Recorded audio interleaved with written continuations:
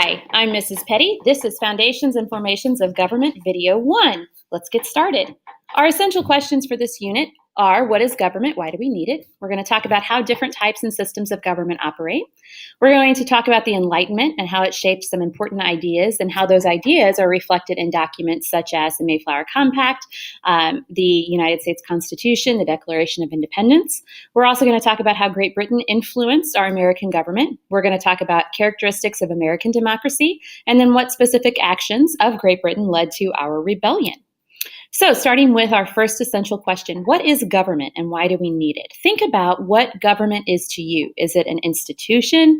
Is it a place? Is it a concept? Is it an idea? What is it to you and why do you think we need it?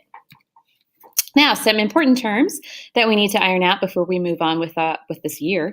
The first term is a state. Now, most of the time, whenever you think of a state, you're going to think of Missouri or Texas or Massachusetts or whatever. A state, for our purposes in this class, is going to have three characteristics. A state is going to occupy a definite territory, which means you can find it on the map.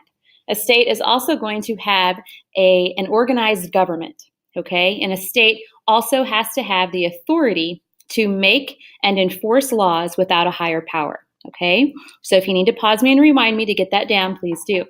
So by our definition in our class, Missouri is not a state, but the United States would be a state because you can find us on a map. There we are. We have an organized government in Washington, D.C., and that government has the authority to make and enforce laws without a higher power. And we'll talk about why Missouri is not a state in class. Nation is the next term. A nation is defined as a sizable group of people who share common bonds. And those common bonds could be like race, religion, language, culture, that kind of stuff. A consensus, not to be confused with census, is basically an agreement among people. So in order for a democracy, for example, to take hold in a place, there has to be a general consensus. People have to agree that democracy is kind of the best government for their system. The term sovereignty refers to someone who has authority or power within a certain area. And then government is an institution that provides public services, protection, and sometimes social services for citizens. Okay?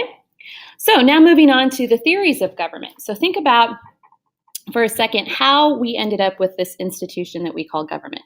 Okay? How did people come to this understanding that maybe we might need someone to control us or laws to protect us?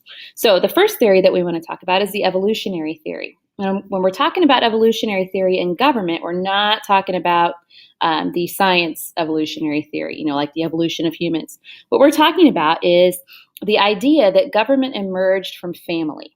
Okay, so imagine that you and your family are wandering aimlessly in the woods. Someone is going to step up and say, hey, I think we need to go that way, because if we go that way, we'll probably be able to find shelter and we can protect ourselves. So that person would be taking on the role of the government, providing those specific things for their family. Next, we have the force theory, and this idea tells us that government emerged when one person took control of an area. Okay, so it's basically government emerges from conflict. Okay, the divine right theory is probably something you've heard of in your other classes. The divine right theory tells us that an individual has the authority to rule because God or a group of gods told them that they had that authority. Okay, so the divine right theory tells us that someone is divinely invested with the authority to govern.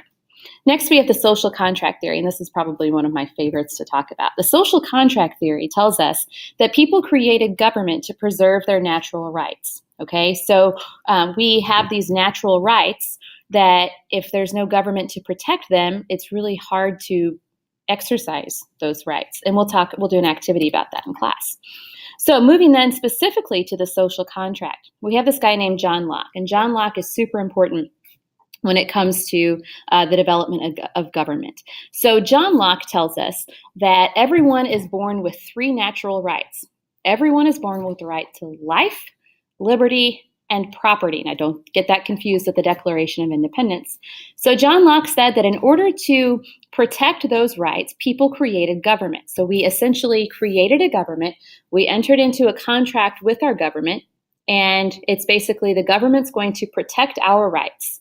Okay? And according to John Locke, if the government ever stops protecting our rights, like if the government would turn on us, for example, then we have the responsibility to overthrow our government and start again. Okay? And then we also have this guy, Thomas Hobbes. Thomas Hobbes is another Enlightenment philosopher, and he also talks about the social contract and the relationship between people and their government. But Thomas Hobbes actually believes that once a government is created, that you can never overthrow it. So even if your government turns on you and starts like attacking the people, according to Thomas Hobbes, any government is better than no government at all. Because Hobbes said that life in a state of nature, and that state of nature is this time or an area in which there's no government. He said life in a state of nature is nasty, brutish, and short, and people had to create government. Basically, we have to be controlled, otherwise we just won't know what to do. We won't be able to function. Okay, so that's all I have for you for this video. If you have any questions, please ask.